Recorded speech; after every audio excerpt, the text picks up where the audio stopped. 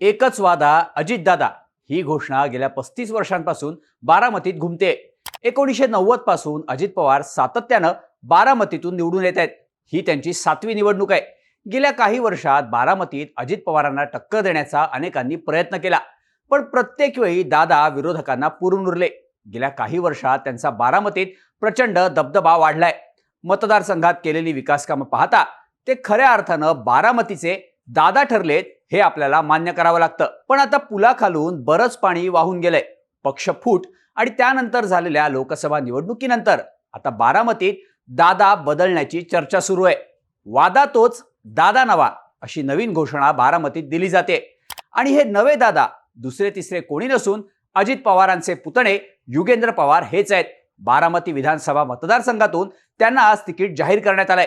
खरं तर एकीकडे अजित पवार गेल्या काही दिवसांपासून आपण बारामती लढणार नाही असं म्हणत होते, पण त्यांना बारामतीचं तिकीट जाहीर झालं आणि शरद पवार काय करणार ह्याची चर्चा सुरू झाली।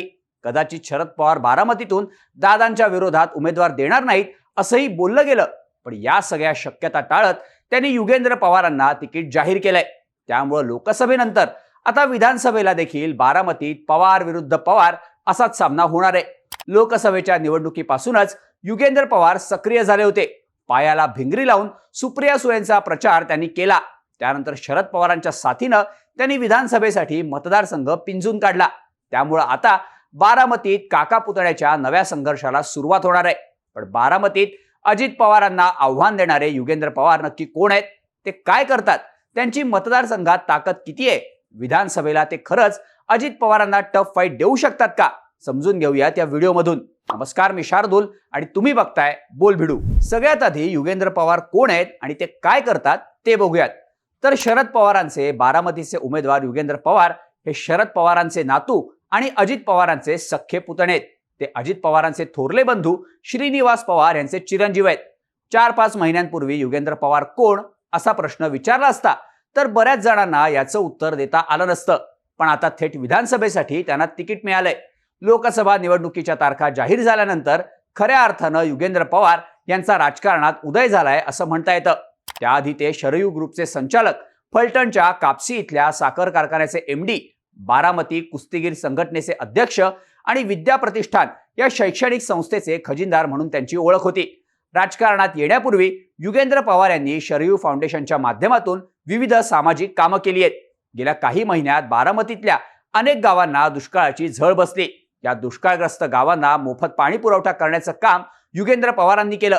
मधल्या काळात वादळी वाऱ्यांमुळे बारामतीतल्या सुपा, करावागज परिसरात अनेक घरांची पडझड झाली होती। ही घरं पुन्हा उभी करण्यासाठी युगेंद्र पवार यांनी मदत केली। याशिवाय गेल्या काही वर्षात शरयू फाउंडेशनच्या माध्यमातून विविध सिंचनाची कामं झाली आहेत। अनेक शेतकऱ्यांना मोफत विहिरी खोदून दिल्या गेल्यात। बारामतीतील कन्हेरी, सुपा, फलटण परिसरात ही कामं करण्यात आली आहेत। युगेंद्र पवार हे पवार कुटुंबातील सगळ्यात जास्त शिकलेले सदस्य म्हणून ओळखले जातात। याबाबतचा उल्लेख स्वतः शरद पवारांनी केला होता। युगेंद्र यांचं सुरुवातीचं शिक्षण मुंबई आणि पुण्यात झालं। यानंतर अमेरिका आणि युरोपमध्ये जाऊन त्यांनी पुढील शिक्षण घेतलं। बोस्टन इथल्या नॉर्थ ईस्टर्न विद्यापीठातून त्यांनी फायनान्स अँड इन्शुरन्स विषयात पदवी घेतली। परदेशातून परतल्यानंतर त्यांनी आपल्या वडिलांचा शरयू ग्रुपचा बिझनेस टेक ओव्हर केला। ते शरयू ग्रुपचे संचालक आहेत। हा group logistic, automobile dealership, agricultural industries, security services आणि रिअल इस्टेट क्षेत्रात काम करतो। त्यांनी वडिलांचा कारभार यशस्वीपणे सांभाळला आणि तो मोठा केला। आता याच युगेंद्र पवारांची मतदारसंघात ताकद किती आहे ते देखील बघूयात। तर युगेंद्र पवार यांची मतदारसंघात वैयक्तिक ताकद आहे असं म्हणता येत नाही, पण निवडणुकीच्या काळात त्यांनी चांगला जनसंपर्क वाढवलाय। त्यांनी संपूर्ण मतदारसंघ पिंजून काढलाय। बारामतीसह इंदापूर आणि दौंड विधानसभा मतदारसंघात त्यांनी घरोघरी जाऊन प्रचार केला। वाड्या वस्त्या, प्रत्येक प्रभागात जात त्यांनी लोकांच्या भेटीगाठी घेतल्या, त्यांच्याशी संवाद साधलाय। तसंच विद्या प्रतिष्ठानच्या खजिनदारपदी काम करताना त्यांनी अनेक गरजू विद्यार्थ्यांना मदत केली आहे। तसंच कुस्तीगीर संघटनेचे अध्यक्ष म्हणून काम करताना त्यांनी पहिलवानांना आर्थिक मदतही केली आहे। यामुळे युवा वर्गात त्यांचा चांगला जनसंपर्क वाढलाय। लोकसभा निवडणुकीदरम्यान त्यांनी बारामतीत कार्यकर्त्यांची फळी निर्माण केली आहे। तसंच त्यांचं पवार असणं ही देखील त्यांची ताकद असल्याचं मानलं जातं। याशिवाय पक्षफुटीनंतर जेव्हा काका की आजोबा असा पर्याय निवडण्याची त्यांच्यावर वेळ आली तेव्हा त्यांनी आजोबांना साथ दिली। त्यामुळे शरद पवारांच्या सहानुभूतीचा फॅक्टर देखील युगेंद्र पवारांच्या बाजूने आहे। लोकसभेत सुप्रिया सुळेंचा प्रचार करताना त्यांनी उघडपणे अजित पवारांविरोधात भूमिका घेतली होती. यावरून अजित पवारांनी देखील युगेंद्र पवारांवर टीका केली होती. ज्यांनी आयुष्यात कधी कुस्ती खेळली नाही, ज्यांना कुस्तीतला एकही डाव माहीत नाही, ते कुस्तीगीर संघटनेचे अध्यक्ष झालेत. आता ते पायाला भिंगरी लावून प्रचार करतायत. पण निवडणूक संपल्यानंतर ते मतदारसंघात दिसणार नाहीत, विदेशात जाऊन बसतील, अशी टीका अजित पवारांनी केली होती. पण युगेंद्र पवार लोकसभेनंतरही मतदारसंघात सक्रिय दिसले. ते दर मंगळवारी बारामतीत जनता दरबार घेतात, लोकांच्या समस्या जाणून घेतात. यामुळे कुठेतरी युगेंद्र पवारांनी आपल्या बाजूने हवा तयार करायला सुरुवात केली होती असं म्हटलं जातं.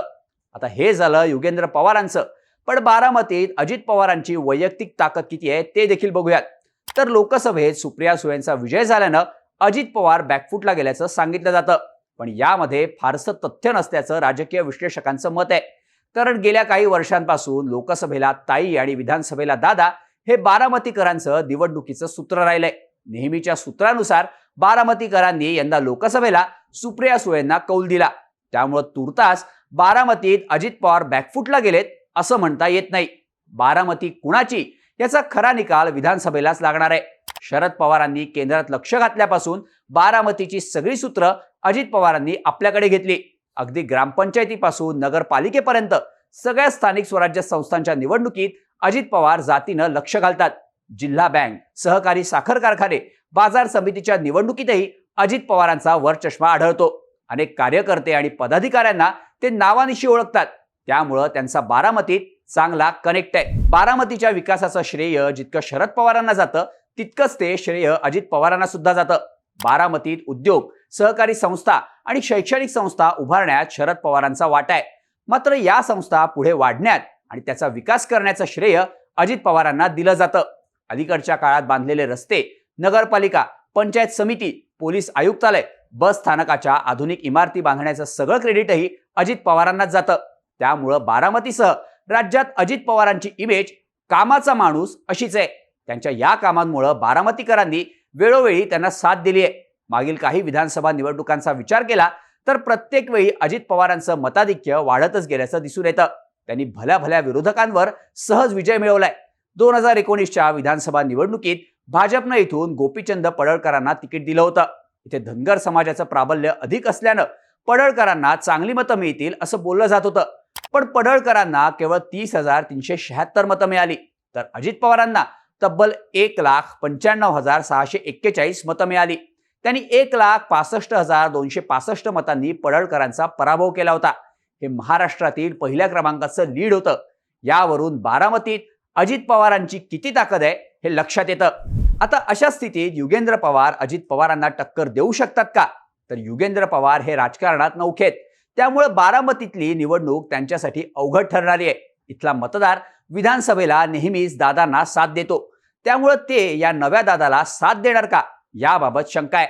अजित पवारांचा यापूर्वीचा इतिहास पाहता नवख्या युगेंद्र पवारांना ही निवडणूक काहीशी जड जाऊ शकते. शरद पवारांची सहानुभूती हा एकमेव फॅक्टर त्याला प्लस मध्ये घेऊन जाऊ शकतो. पण या एकाच फॅक्टरवर युगेंद्र निवडणूक जिंकतील असं म्हणता येत नाही. मात्र ते अजित पवारांचं लीड कमी करू शकतात असा अंदाज वर्तवला जातोय.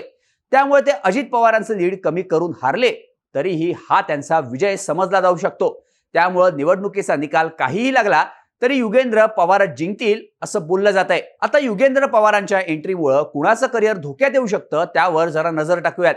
तर युगेंद्र पवार राजकारणात सक्रिय झाल्यानं भविष्यात हा रोहित पवारांना धोका असल्याची चर्चा सुरू आहे. कारण बारामतीसाठी रोहित पवारांच्या नावाची चर्चा होती. मात्र त्यांनी कर्जत जामखेडमधूनच निवडणूक लढवणार असल्याचं स्पष्ट केलंय. त्यामुळं तुर्तास हा संघर्ष टळल्याची चर्चा आहे. तसंच रोहित पवारांच्या मार्गदर्शनाखालीच युगेंद्र पवार निवडणुकीची तयारी करत असल्याचं देखील बोललं जात आहे. पण लॉंग टर्म राजकारणाचा विचार केला तर युगेंद्र पवार रोहित पवारांसाठी अडचण ठरू शकतात असं राजकीय विश्लेषकांचं मत आहे. शिवाय आगामी काळात राष्ट्रवादीचे दोन्ही गट कायम वेगळेच राहिले तर अजित पवारांसह त्यांचे चिरंजीव पार्थ पवार आणि जय पवार यांची देखील ते अडचण ठरू शकतात असं बोललं जात आहे. एकूणच नाही म्हणता दादा आता बारामतीच्या मैदानात पुन्हा आलेत. शरद पवारांना सोडून त्यांनी घेतलेला वेगळा निर्णय, लोकसभेला त्यांना बारामतीच्या जनतेनं नाकारणं, या सगळ्या घडामोडी पाहता आता बारामतीचा सामना ते जिंकणार की युगेंद्र पवार काकांना हरवून नव्या राजकारणाची सुरुवात करणार हे पाहणं महत्त्वाचं असणार आहे. बारामतीतल्या या काका विरुद्ध पुतण्या या नव्या फाईट बद्दल तुम्हाला काय वाटतं याबद्दलच्या तुमच्या प्रतिक्रिया आम्हाला कमेंट करून नक्की सांगा आणि अशाच माहितीपूर्ण व्हिडिओजसाठी बोल भिडूच्या YouTube चॅनलला सबस्क्राईब करायला विसरू नका.